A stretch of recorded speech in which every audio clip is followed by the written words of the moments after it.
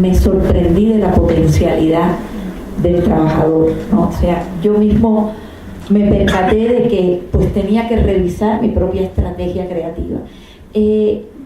Hablando un poquito de estrategia creativa, creo que es muy importante considerar que desde que Duchamp nos legó esta profunda transformación del concepto de arte y de cómo entendemos el arte, no desde una posición, digamos, formalista, estética, de oficio, de buen hacer, sino como toda una sustancia problemática.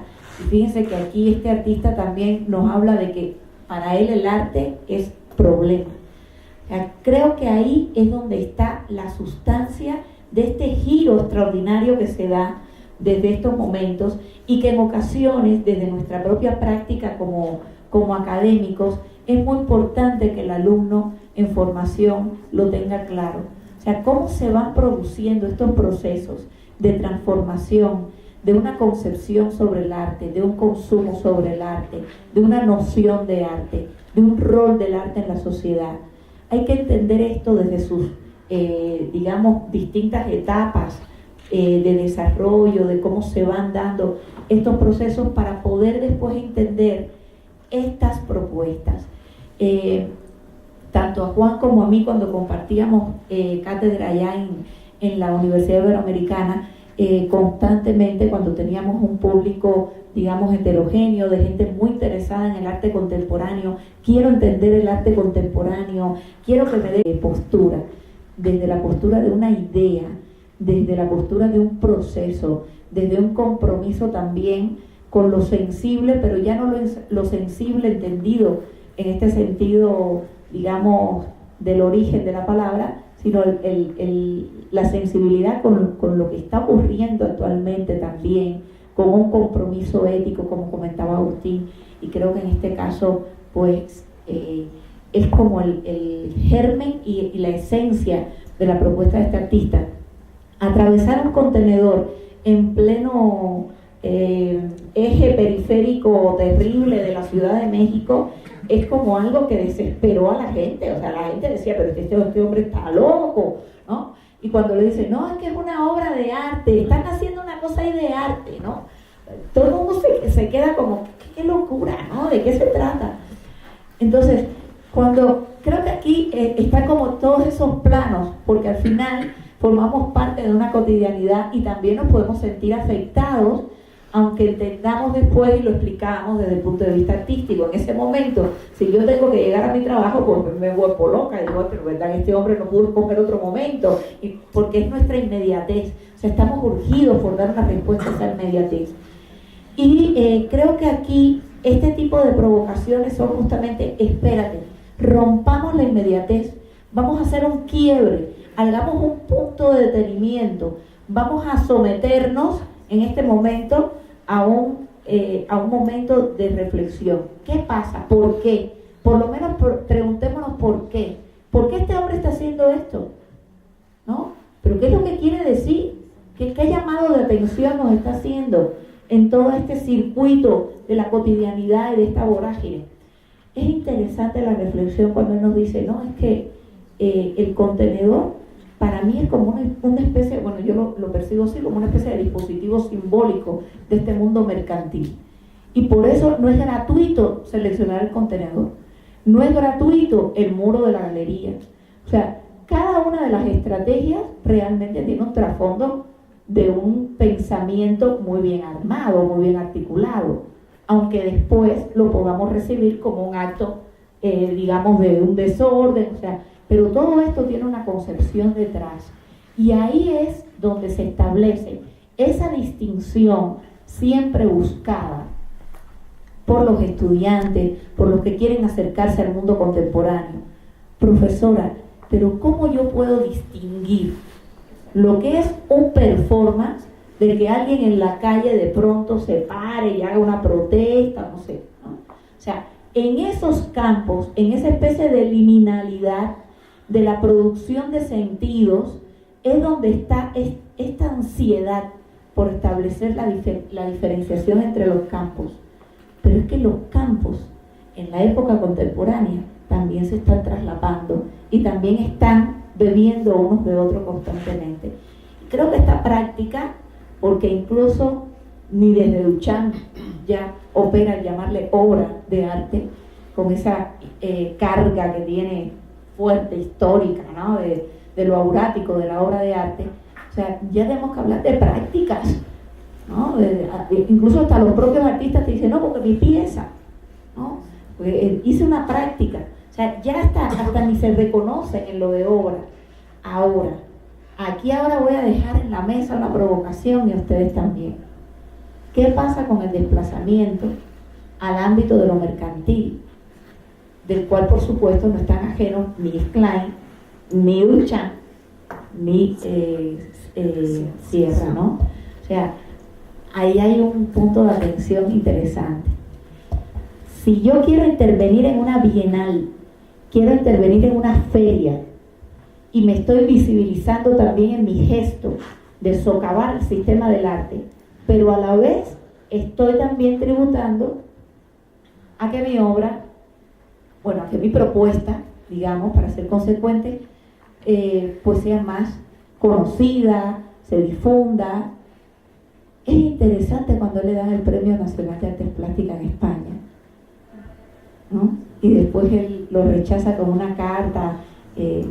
Se lo dejo a mis compañeros, vamos a seguir por ahí, porque esa partecita también es muy interesante, porque los artistas a veces también negocian con todos estos elementos y queremos buscar como una transparencia, una honestidad, ¿no? Y pues también hay como muchos intervalos por ahí que creo que sería interesante también tratar de, pues por lo menos de platicar. Adelante. Sí, completamente de acuerdo. Además, solo un apunte. La escuela cívica tenía que desprenderse del ego, porque si lo único que ellos garantizaban hacer era realizar la contingencia, es decir, que no afecte solo a una práctica del artista y el receptor en un discurso directo y dialéctico, no, es que una acción propia genere en otro ámbito otra repercusión, ¿no? Es decir, basarse en la contingencia, quitarse el ego, desprenderse del ego, rechazo este premio. Yo no soy el artista, somos todos, somos una nación, somos una contingencia. Y eso justamente es el desprendimiento que se hace del ser ontológico de esta escuela cívica. Bien. Bueno, ya para terminar aquí, sí, a mí me parece que es valiente, ¿no? Porque digamos que está haciendo una caricatura del mismo, ¿no? Él mismo se está cuestionando lo que él mismo es y a qué pertenece. Y la pregunta que hace el profesor ahora es que sí, es interesante, porque uno dice, bueno, para poder hacerse escuchar hay que hablar en el mismo lenguaje. ¿Será que para hacerse escuchar hay que hablar en el mismo lenguaje? Y eso nos conduce a otro dilema: el fin justifica los medios. O sea, él se está moviendo en unos límites muy peligrosos. O sea, y a mí me recuerda mucho esa obra de Tarkovsky, Solaris, que era, él tomó un libro de ciencia ficción, pero al final no reprodujo nada del libro, sino que llevó una idea hasta el final. Y él decía, a mí lo que me interesa de esta cuestión es que el ser humano, incluso cuando está en sus límites, quiere seguir siendo humano. Y hasta cuándo puede, ¿no? Sostener su humanidad, ¿no? Y me parece que Sierra está en ese dilema y puede fracasar en ese intento, puede caer completamente, porque se está manejando precisamente o sea, estoy tratando de articular una crítica a algo, pero estoy utilizando ese algo como sustancia propia para construir un discurso, y me estoy involucrando en él. O sea, es complejísimo ese camino, ¿no? Diría yo. Hay otros que son más simples, ¿no? Diría yo, ¿no? Y yo con esto que acaba de decir Agustín, estaba pensando en una frase de Twain, cuando ya en su madurez decía, a mi edad, cuando me presentan a alguien, ya no me importa si es rico, pobre, bueno, malo, blanco, negro, judío, musulmán o cristiano, me basta y me sobra con que sea ser humano. Peor cosa no podría ser. Y a veces también eso de humanizarnos o deshumanizarnos es algo que nos asusta, pero eso de ser humanos tampoco ha sido la mejor práctica que hemos tenido. Pues, hemos hecho barbaridades en nombre de la humanidad. Tienen ustedes la palabra, preguntas, dudas, comentarios. Vamos a ver si abrimos esto. ¿Quién se lanza? Creo que hay cosas que decir, a ver. Pero no toda la vez. A ver.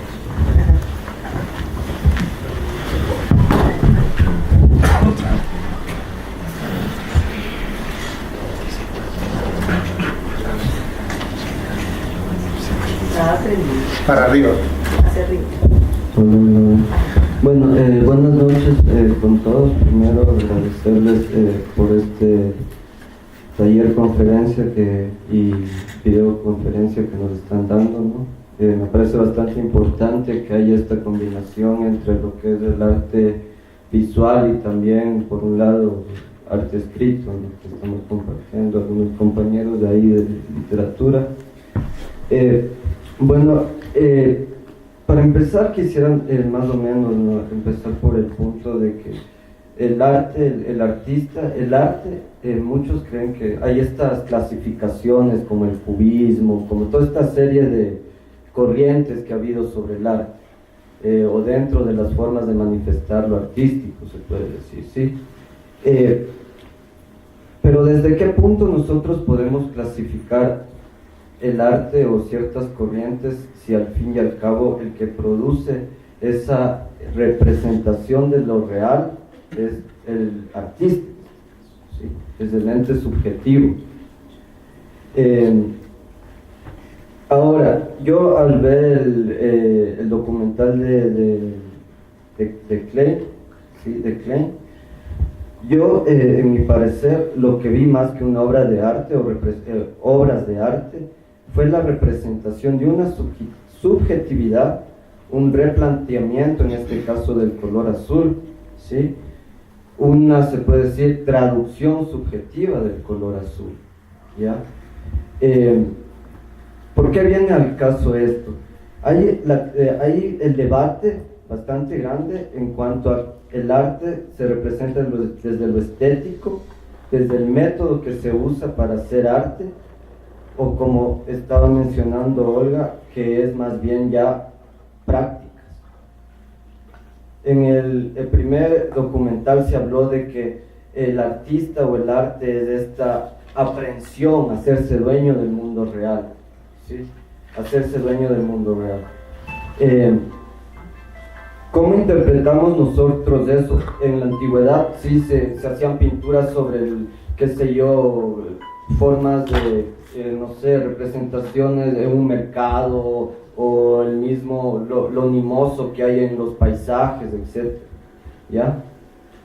El momento en que yo cojo y hago una pintura donde hay totalmente un color azul, ¿qué se está vendiendo? ¿La aprehensión de la realidad, una subjetividad, o simple y llanamente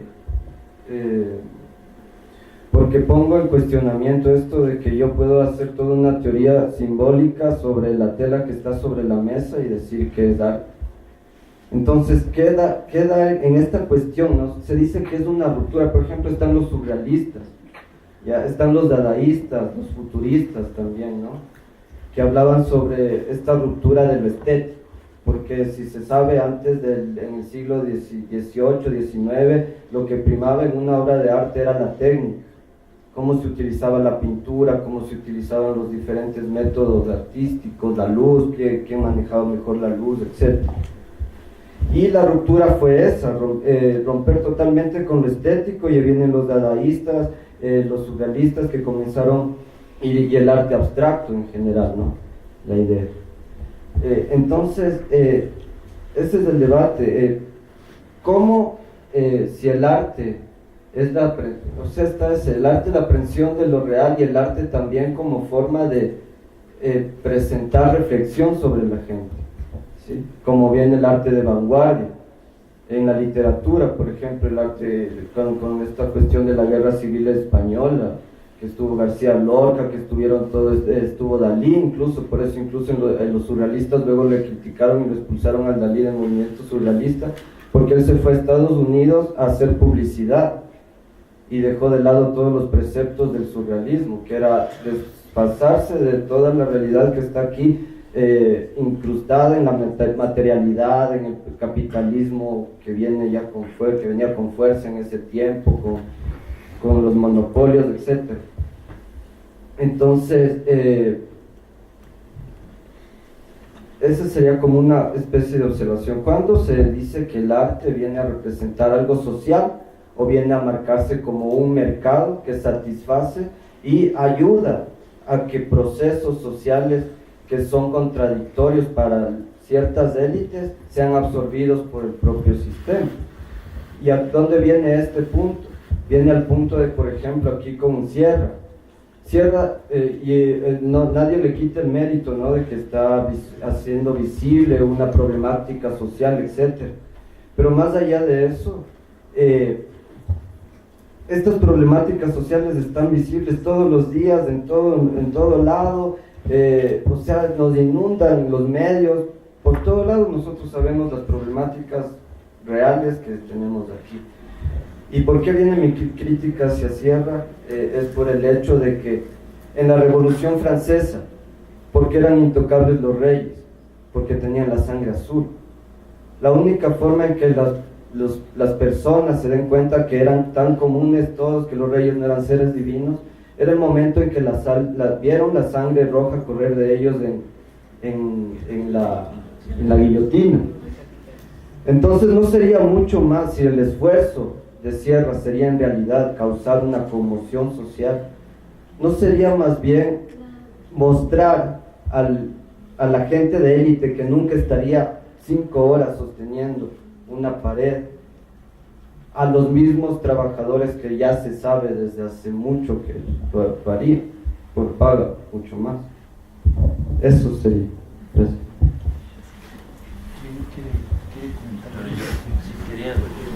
Yo creo que sí lo hace, ¿no? A mí me parece que cuando llegan estas personas con sus pasaportes para entrar al mundo entero y que de pronto no pueden entrar y experimentan ese ataque de discriminación. Sí, yo creo que ahí él los está utilizando. Lo que pasa es que él no puede servir, o sea, él no puede, digamos, él no puede sacar del contexto a uno y no va a resolver nada con poner, en primer lugar, ningún rico va a, y lo otro sería, o sea, no podemos usar la guillotina en esta época, o sea, eso lo tenemos claro, ¿no? Aunque sería deseable a veces. Sí, a veces, claro, y se hace, pero el artista trabaja desde el punto de vista de lo simbólico, y tú dices algo interesante. ¿Por qué Sierra simula? Eso está muy bien. ¿Por qué Sierra simula la realidad si la realidad es eso mismo? Es porque la realidad no basta para hacernos comprender. Ese es el concepto de Alicia griego. A eso se refería Alicia. La Alicia griega era eso, era la realidad está aquí delante de todos, pero no resplandece, no muestra su ser. Entonces, a través del arte se revela el ser, manifestación del ser. Esa idea de que la verdad es el resplandor de lo real. Entonces viene Sierra, saca de ese contexto, porque ese es el contexto al que nos hemos habituado. Nosotros somos inmunes a eso, a la realidad. Entonces tiene que venir el artista desde el punto de vista simbólico, alegórico, porque él lo dice, estoy jugando.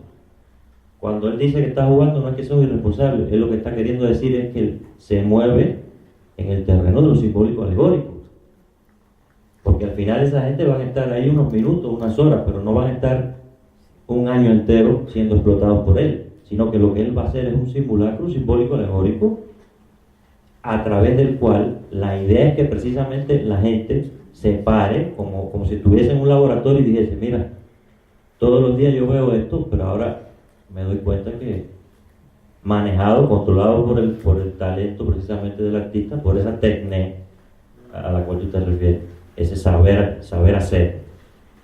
Esa es la misión del artista, es mostrarte desde el punto de vista simbólico alegórico la verdad. ¿Por qué? Porque la realidad no nos conmueve, la realidad no nos ha hecho cambiar. ¿Te das cuenta? La diferencia que hay entre lo real y lo simbólico es eso. No se oponen uno al otro, no se niegan, todo lo contrario, se complementan. Que incluso tal vez no es que está mostrando la realidad, tal vez lo que evidencia es la condición humana. Claro, yo creo que volvemos también un poco a los procesos y aquí yo creo que dice la palabra acontecimiento. Yo creo que ese es el cambio, ¿no? Entender el siglo XX no desde el producto o desde el objeto, que aunque haya corrientes neodadae y demás que sí se focalizan en el objeto, pensemos en el acontecimiento, pero en el acontecimiento de la sentencia yo estuve ahí. Y cuando yo estuve ahí, ¿qué es lo que pasa? Y cuando yo, por ejemplo, pienso, la Gioconda del Louvre de París. Todo el mundo va y el yo estuve ahí es hacerse una foto. Claro, la reacción más compleja es esa, ¿no? Tal vez por eso uno se enoja, por eso se molesta, porque descubres algo de ti que no esperabas. Pues es probable, ¿no? Porque además el problema es que todo termina siendo muy abierto a la interpretación, depende del interpretante, depende del espectador, finalmente cada quien ve lo que quiere y trata de entender lo que puede. Entonces también te cuestionas, ¿no? A veces me están diciendo ignorante porque no entiendo nada de esto, y te enojas más, que a nadie le gusta que le digan ignorante. Entonces, claro, es una serie de situaciones que comienzan a desatarse con la presencia de la obra. Vamos a seguir con estas cosas. Tenemos 2 días más. ¿Alguien? Sí, quería decir algo. ¿Sí? Pero, a ver. Bueno, muchísimas gracias, buenas noches, y muchas gracias al profe Edwin, a todos los profesores que han venido desde la Universidad de las Artes, a la profesora que ha venido desde México, mi paisana, soy cubano también. A ver, para mí ha sido sumamente interesante, bueno, no soy artista ni estudiante de arte como muchos de los compañeros del taller, y mi práctica, mi experiencia es otra, y realmente tenía una mirada muy interesante de lo que hemos visto esta noche aquí. Sobre este último documental, me gustaría decir, a ver, todos sabemos que las artes siempre son expresión del contexto histórico, social, un poco en que se desarrolla el artista, siempre hay un mensaje que se quiere reflejar. Yo coincido con lo que decía el profesor Benavides, en que yo creo que lo que más intenta hacer el artista, en este caso Santiago, es un poco evaluar, estudiar, hacer una práctica de investigación más bien social sobre hasta dónde puede llegar el ser humano. Por eso coincido con eso de que él investiga sobre la condición humana independiente. A que continúen los 2 días que seguiremos aquí, el día de mañana en el mismo horario, el día sábado estaremos en la mañana. Ya han visto qué pasa acá. Creo que sería bueno que inviten, traigan más gente, valdría la pena además tener un público mayor. Creo que este tipo de actividades son importantes y vale la pena. Entonces, traigan, inviten a sus amigos, compañeros, ojalá podamos tener la sala llena. Y pues, les agradecemos muchísimo por su presencia, muy amables por acompañarnos.